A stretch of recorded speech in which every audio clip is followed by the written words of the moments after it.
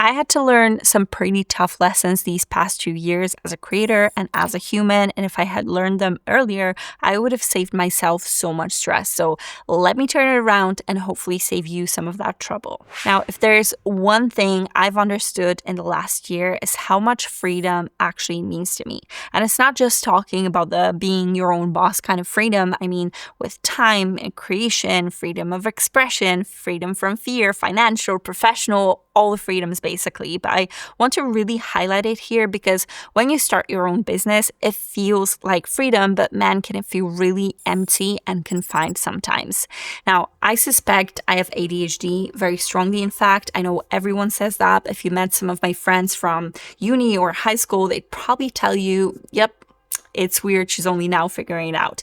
Anyways, this means I don't always operate at full capacity. In fact, I rarely do, and I need to not just want to be able to work on my own schedule while also having time for my loved ones or to recharge, to explore, or just to get really, really bored, although it's very hard.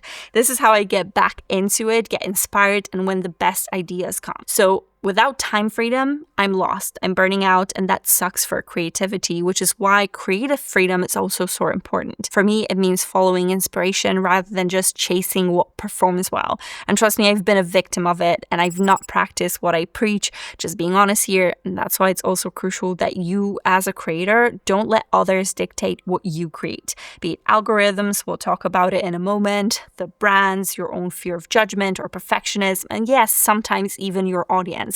Because if you just create for others, it all eventually starts falling flat and you're on the way to burnout. And again, back to it, it's not fun, so not fun. And financial freedom, it's a cliche, right? But money helps all of this happen too.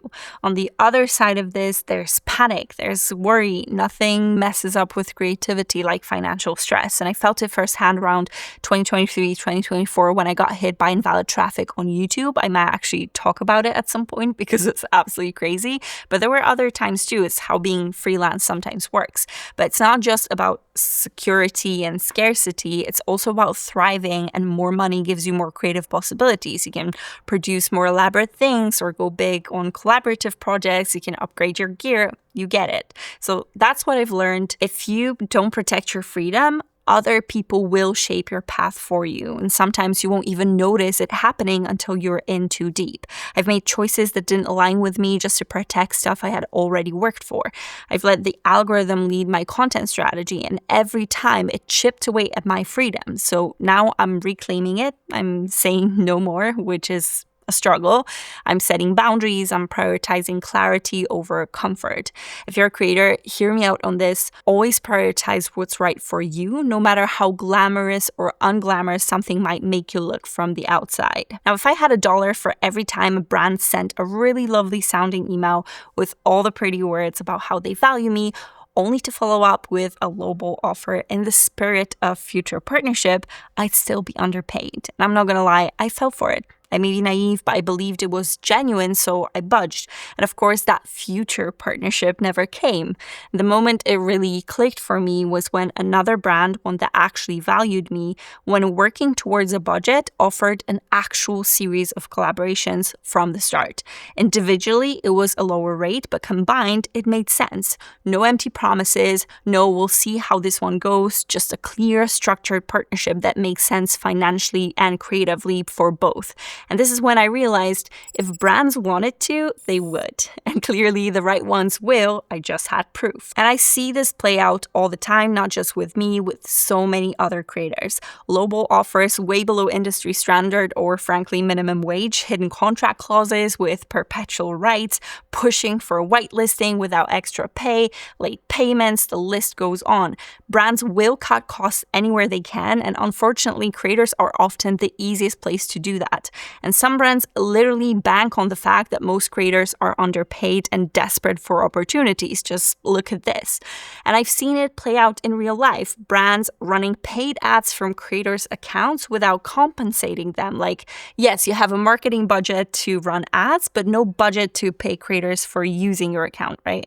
That's unacceptable. And at the end of the day, the profit is king in this industry. If you don't stand your ground, brands will set your value for you, and chances are it will be way lower than you deserve. So read the fine print, learn the jargon, negotiate with brands you genuinely want to work with. And if a deal doesn't really feel right, it's okay to say no, because if a brand really values you, they'll show it not just with words, but with actual respect for your work, for your rates, and your time. And this is a lesson learned. Now, this one is tough for me because I knew this lesson. I've given this advice before, but clearly sometimes you just have to learn your own lesson the hard way. Unfortunately, I got very, very comfortable and started relying too much on YouTube AdSense and affiliate income. And yes, I know, duh, we all know these are not very stable income sources, but when things are steady for a while, you kind of start to relax into it. And then one day, completely out of nowhere, I got hit with invalid traffic and my YouTube income dropped by 90%. 90% literally overnight. No warning signs, no weird analytics spikes, nothing. And the worst part is there was absolutely nothing I could do about it. It was one of the most stressful moments of my creator career, and that paired with other issues sent me into a spiral of anxiety that I'm frankly only now kind of recovering from. And it's not just AdSense. I've seen it happen so many times to my friends and other creators in the space. I've seen affiliate income drop because companies change their terms or shut down programs completely. I've seen brands pull partnerships overnight. This stuff happens all the time. Yet somehow, even though I knew this was a risk, I let myself get too relaxed. Now, even though my YouTube earnings did stabilize months later, it still forced me into hard decisions that I wouldn't have to make if I had control over my income in the first place. And that's the truth. If you don't own it, you don't control it, because even if you're doing everything right, it doesn't mean you're safe. Now, the most ridiculous thing is that I had my whole monetization strategy worked out from day one. I just, didn't implement it. It was for many reasons. Probably the one that weighed the most was my own blocks around money. So if I could go back, I would have set it all up from day one, making sure I had income streams that I controlled, whether that's digital products, not stopping my services, or having something that doesn't disappear because a platform decides to change the rules. And not just having them, but actually actively promoting them. So many of us are scared of being too salesy, but the truth is, if you don't talk about it regularly, people just won't buy from you. But I digress, of course. Now, bottom line is platforms are great for growth. Brand work can be super beneficial for all involved, but neither of these should be your entire income plan. If you don't have at least one stream that you fully own, start building it right now. And I know it's a way, way, way overdue thing for me, so I'm right there with you. Show the struggles and progress in real time. Okay, real-ish, we're not about to live stream our lives, but sharing what you're going through right now is so much more impactful. Why? One, because all the emotions you're feeling are more raw and real, making the storytelling very authentic. You don't have to think so deeply about how to make the emotions that you felt at a certain point translate to your content. They just do because they can be experienced now by the audience. Two, because it makes you so much more relatable. Think about it. When you're only just figuring something out, you're literally in the shoes of so many other people who also don't have their together and have perfectly laid out for them. Your mindset might be slightly different, giving them inspiration to look at the issue from a different angle, or it might be the exact same, so it's almost like you're in it together. The point is, you're so much more relatable this way. Sure, we all need ready solutions and completed storylines, and there's time and place for it as well in your other pieces of content, but that doesn't stop you from also showing the struggles you're going through as you progress. You're showing a real life journey, and the impact of these moments is so much bigger when your audience can see it as it unfolds. And as a side note, being able to see yourself in these moments a few years from now is so valuable. It's like a journal of what you've been going through, and seeing it with your own eyes afterwards is just so wholesome.